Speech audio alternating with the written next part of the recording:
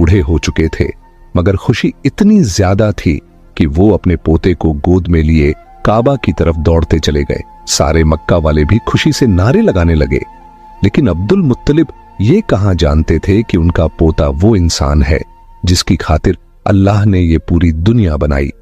उनका पोता इतना बड़ा इंसान है कि अल्लाह ने मेराज की रात उसे जमीन से उठाकर 7वें आसमान पर अपने सामने बिठाया और उससे बातें की। ये वही पोता है जिसे अगर मायूस देखा जाए और उसकी आंखों में आंसू आ जाए तो आसमानों पर टहलका मच जाता है। हजरत अब्दुल मुत्तलिब ने काबा का गिलाफ पकड़कर अपने पोते के लिए दुआएं मांगी और फिर उसका नाम रखा मोहम्मद।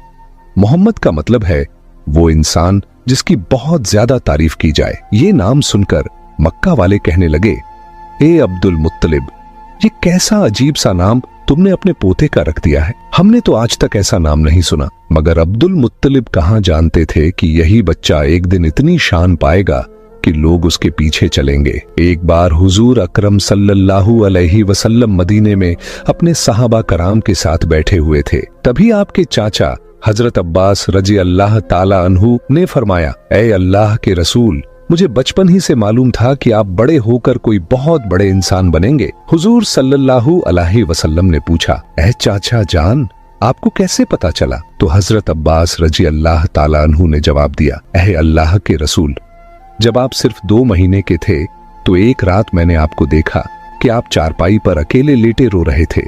मैंने आपको चुप कराने की कोशिश की, मगर आपने मेरी तरफ नहीं देखा, बल्कि अचानक आसमान की तरफ देखकर मुस्कुराने लगे। मैं हैरान रह गया। फिर जब मैंने भी आसमान की तरफ देखा तो मेरी आंखें फटी की फटी रह गईं। मैंने देखा कि चांद आपकी उंगली के इशारे पर नाच रहा है।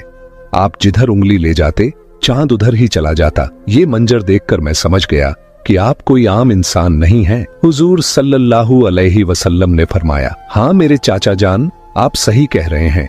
बचपन में चांद मुझे कहानियां सुनाता था, मेरे साथ खेलता था और मुझे रोने नहीं देता था। सुभान अल्लाह, ऐसे थे हमारे नबी कि जिनके घर में इतनी गरीबी थी कि उनकी माँ अपने इस यतीम बच्चे के लिए एक खिलौना तक नहीं खरीद सकती थी, मगर अल्लाह ने चांद को हुक्म दे दिया, ऐ चांद, तू मेरे महबूब के लिए खिलौना बन जा और उसे खेला, उसे रोने मत देना। हुजूर सल्लल्लाहु अलैहि वसल्लम की जिस दिन पैदाइश हुई उस दिन दुनिया में जितने भी बुत थे सब जमीन पर मुंह के बल गिर पड़े। ईरान के बादशाह के दरबार में एक आग थी जो 1000 साल से लगातार जल रही थी।